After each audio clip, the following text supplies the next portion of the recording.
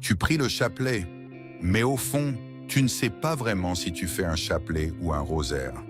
Et si cette confusion t'empêchait de vivre toute la profondeur de cette prière sans même t'en rendre compte? Beaucoup de personnes prient le chapelet avec sincérité, avec foi, avec cœur, mais sans vraiment comprendre ce qu'elles font exactement.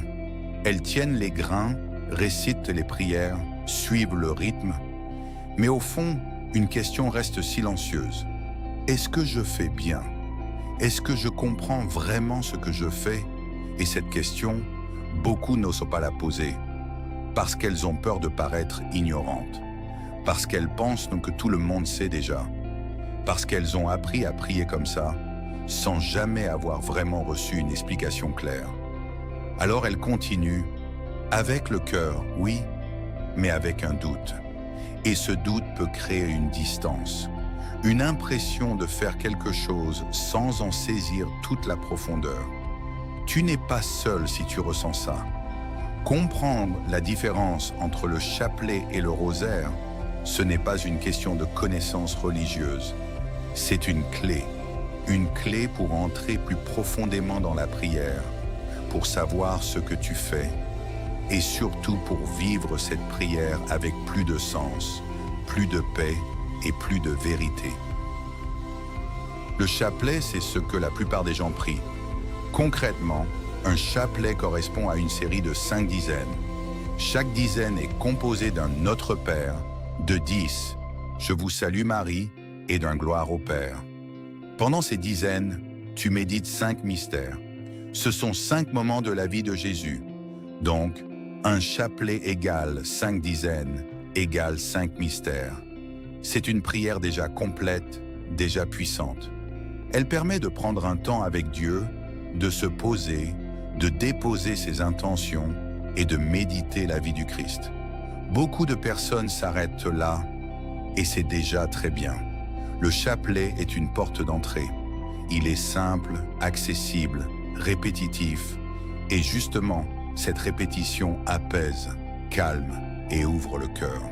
Mais le chapelet n'est pas tout.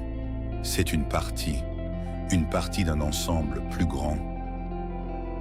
Le rosaire, lui, est plus grand, plus complet. Le rosaire, c'est l'ensemble des mystères de la vie de Jésus. Il est composé de 4 séries de mystères. Mystère joyeux, mystère lumineux, mystère douloureux, mystère glorieux. Chaque série contient 5 mystères. Donc, 4 séries fois 5 mystères égale 20 mystères égale 4 chapelets. Faire un rosaire, c'est donc prier 4 chapelets. Mais ce n'est pas seulement une question de quantité, c'est un parcours. Tu passes de la naissance de Jésus à sa vie publique, à sa souffrance, puis à sa résurrection. Tu ne fais plus juste une prière, tu entres dans toute son histoire. Le rosaire devient alors un chemin complet, une immersion, une manière de marcher avec Jésus étape par étape.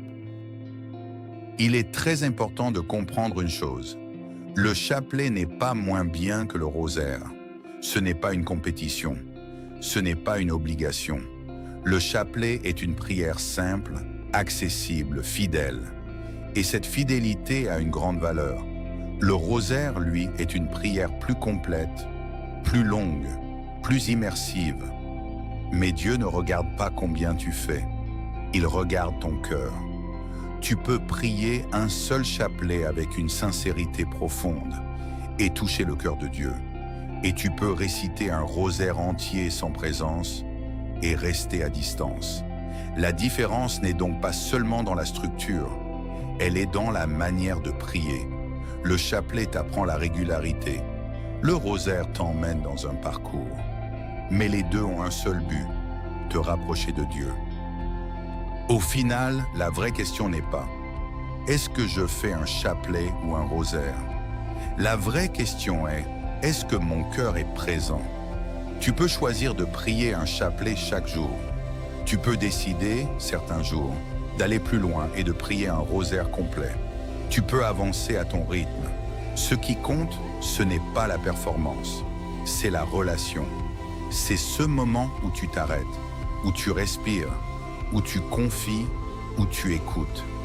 Le chapelet et le rosaire sont des chemins, des moyens, pas une fin. Et parfois, une seule dizaine dite avec amour peut transformer une journée entière. Alors ne te mets pas de pression, ne cherche pas à faire parfait, cherche à être vrai. Et toi, est-ce que tu pries avec tes lèvres ou avec ton cœur?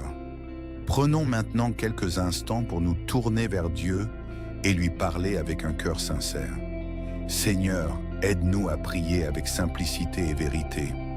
Apprends-nous à comprendre ce que nous faisons, mais surtout à vivre chaque prière avec le cœur. Rapproche-nous de toi, pas à pas, dans chaque moment que nous te donnons. Amen.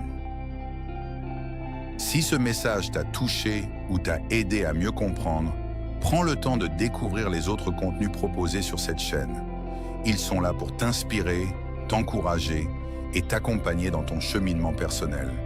Et si ce contenu t'apporte du bien, abonne-toi à la chaîne et partage cette vidéo pour que d'autres personnes puissent aussi en bénéficier.